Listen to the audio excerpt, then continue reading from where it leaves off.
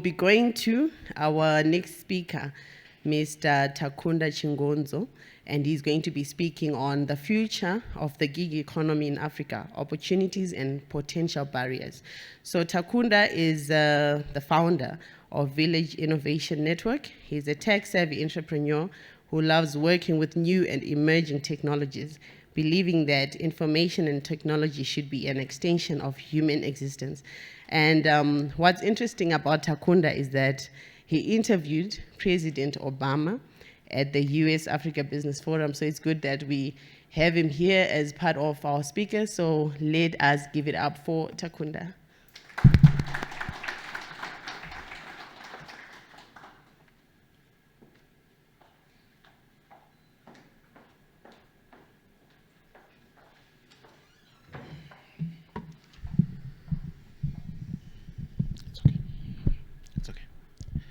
Morning, everyone.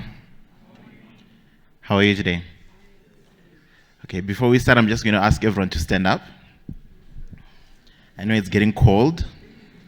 Don't worry, I won't make you do star jumps or anything like that. Just stand up. Just get the blood flowing. Thank you. You may take your seats. Very simple, very simple. I could already hear the complaints. Yeah. So good morning once again. My name is Takunda Chingonzoh. I'm the founder of the Tech Village Innovation Hub that's in Bulawayo. I'm also a board member with the Zimbabwe Opportunity Fund of Africa, which is a charity that's based in the UK that's focusing on upskilling vulnerable communities through technology and innovation. Thank you so much for having me today. I would like to tell you a couple of stories, as well as dig deeper into the topic that was mentioned earlier. See, for me, when I look at freelancing is a bridge. I think if you listened to any of the sessions yesterday, a good number of speakers kind of mentioned this.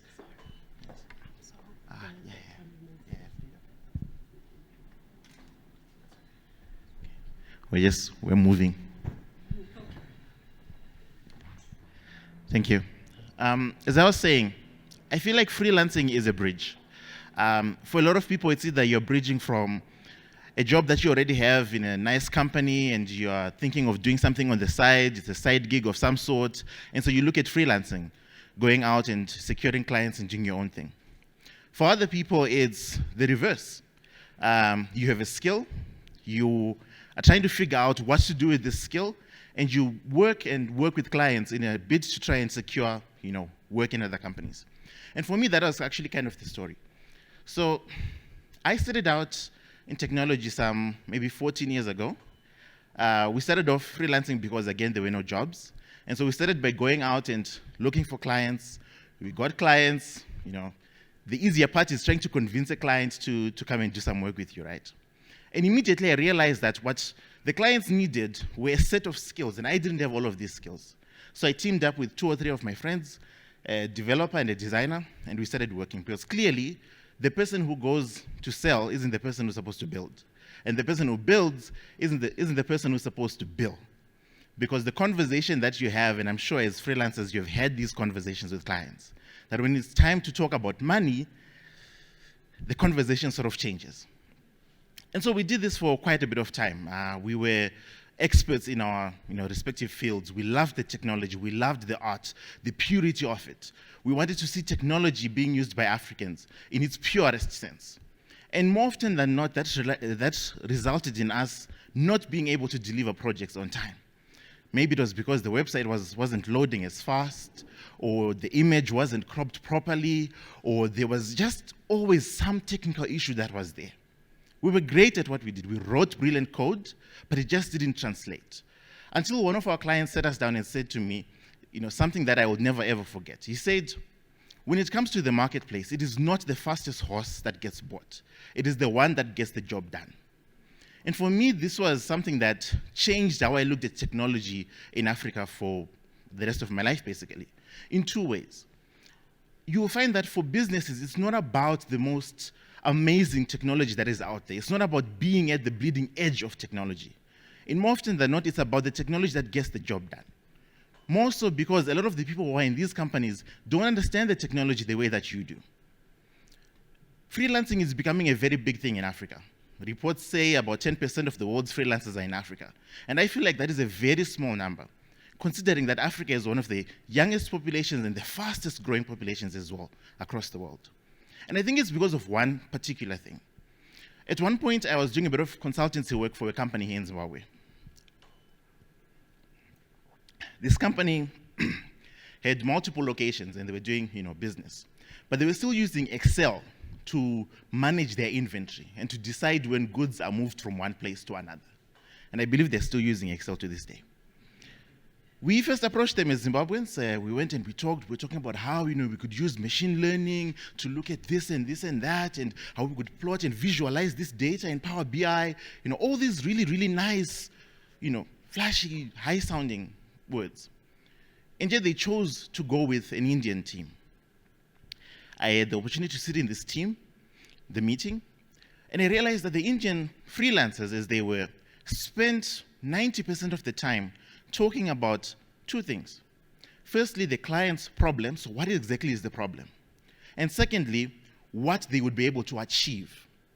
Not one point did they talk about machine learning or data visualization or real-time analysis or any of these things. And I found that very, very enlightening. Because when I look at all the people in here, I know some of the people in the audience, we have brilliant minds. Tongai mentioned that we are experts in our fields. And yet these expertise, these skills don't translate when it comes to the global economy. And I think this is something that as freelancers we need to start looking at. I believe that the opportunity is there. We are all here. We are all freelancers, so we know why we're looking at it. But there are significant barriers that I think we seemingly overlook. We think of solutions as being too simplistic. We want to find the most complicated, most advanced thing that could get the job done. A lot of us as freelancers complain about our fellow freelancers, right? Because you want to charge $1,000 for a website, but my friend over there is charging $50, right? You take however long to design a logo, and you want to charge $2,000. But someone by the corner there is doing logo design for $5. And we complain.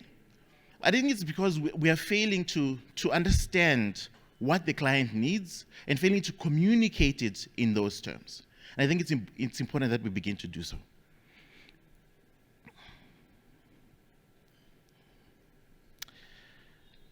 When I heard about this summit, and when Tongai started talking about it, and he was looking for speakers, I spent quite a bit of time thinking about a topic to talk about, right? And around that time, we started talking about artificial intelligence, ChatGPT, Bard, all of these things. And for me, I initially was threatened. I felt as though jobs were going to evaporate. And I think we know this whole conversation, right? As technology is advancing, jobs are going to end, and surely we're seeing it in big tech. I'm sure you know people who have been retrenched. You've heard Microsoft retrenching people. IBM is about to retrench a whole lot more people.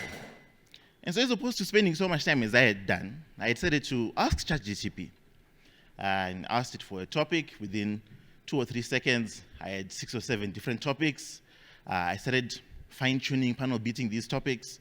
I asked it to generate the entire presentation and speech. It was very long, very lengthy. It had citations. It looked very nice. And for a moment, I thought, as speakers, do we still have a job? I mean, if it can do this, what are we still doing, right? A few weeks after that, actually 2 weeks after that, I had an assignment due. I was doing a master's that I was pursuing. And I was supposed to do an analysis of financial companies in the UK. And I asked ChatGPT, and it analyzed the companies, gave me a good number of points, a good number of critical issues that I should consider. It shortened the time it took for me to do that assignment by probably 60%. I don't think that we should view these things as barriers, more so as opportunities, as elements that help to accelerate our careers. 10 years ago, if there are any writers in the room, are there any? Copywriters? Yeah. 10, 15 years ago, if you were doing a CV, you would write under special skills, Microsoft Word, Excel, PowerPoint, right? In this day and age, we do not ask writers whether you know how to use Word because it is implied, right? And I think this is what is going to happen with a lot of the technology that we're looking at today. That it is going to become ubiquitous, that it's going to become a part of the work that we do. And I don't think it's about just the technology. I think in Africa we have a significant challenge when it comes to a lot of these technology things. We have what we call a data desert. Because as you know, artificial intelligence, all of these really nice, cool things that we talk about, all rely on very large data sets in order to learn and to understand how to do these things. But this data is not available in Zimbabwe. If I asked you for market price data for houses in Harare, I don't think any of us would know what the average house is supposed to go for in Bulawayo or in Harare. And yet all this data is there, it's sitting at Zimra. And it can be accessed. I think those who are going to champion and where the opportunity lies is in the applications of these technologies. We have, I think, a developer who's part of the communities that are here who developed Civic Guru. How many of us know him or know of the platform? He's done an excellent job, right? If you don't know what Civic Guru is, I feel like you should, because we're going towards elections and there are things you need to understand. But you see, when you look at that application, right, it's not about ChatGTP, it's not about just the Constitution of Zimbabwe, it's the application of it.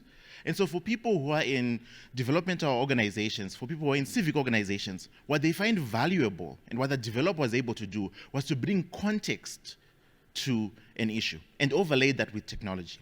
And I think that is where the opportunity is. As freelancers, as developers, as designers, I think it is necessary that we look for these contexts. And I think this is where the value really lies for us.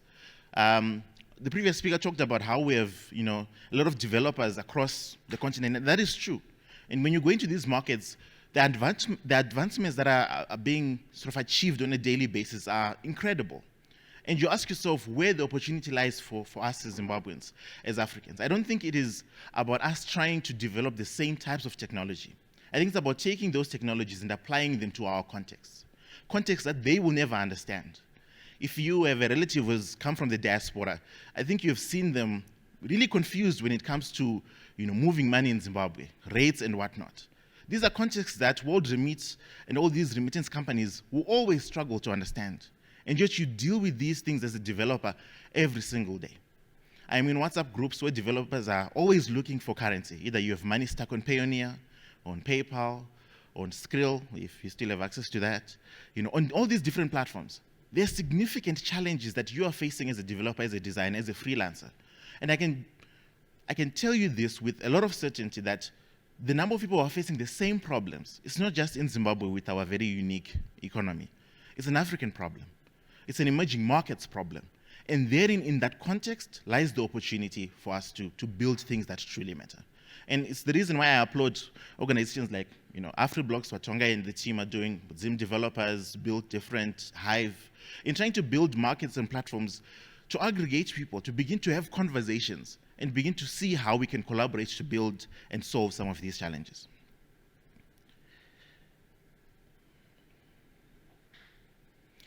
One of the bigger, I think, tasks that I've had in the past 2 or 3 years was when I was working for Microsoft as part of their digital skilling team in Africa. Most of those roles have obviously vanished, as you know. But last year, our job was to try and upskill thousands of developers. And in fact, we upskilled close to 30,000 to 40,000 developers across the African continent. And something interesting popped up from my perspective. See, developers in countries where there is a lot of technology adoption and progress, in Kenya and Nigeria, were taking up a lot of digital skilling at an astonishing rate. And yet developers in less active economies, Zimbabwe, for example, did not want to hear about digital skilling and certification because they are self-taught. Most of us are self-taught, yes?